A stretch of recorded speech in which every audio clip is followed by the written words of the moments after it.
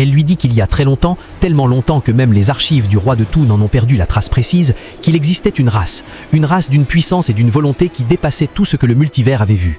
Une race qui ne s'inclinait pas devant personne, pas devant les dieux, pas devant les anges, pas même devant les lois cosmiques qui régissent l'existence.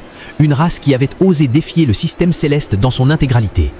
Kakaroto l'écoute, et quelque chose en lui reconnaît ce qu'elle décrit avant même qu'elle le nomme.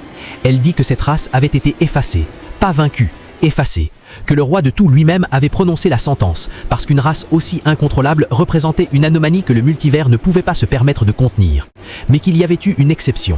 Un seul représentant de cette race avait survécu à l'effacement, pas parce qu'il était le plus puissant, mais parce que son âme portait quelque chose que même le roi de Tout n'avait pas voulu détruire, quelque chose de pur, quelque chose d'irremplaçable. Et cet être avait été replacé dans un nouveau cycle d'existence, sans mémoire, sans passé, comme une ardoise vierge. Elle s'arrête là.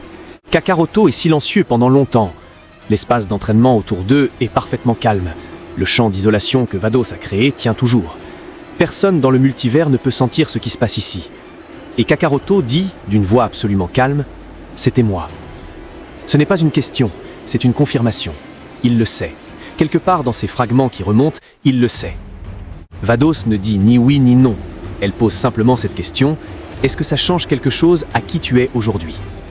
Et là, pour la première fois depuis le début de cette conversation, quelque chose dans l'expression de Kakaroto se détend légèrement.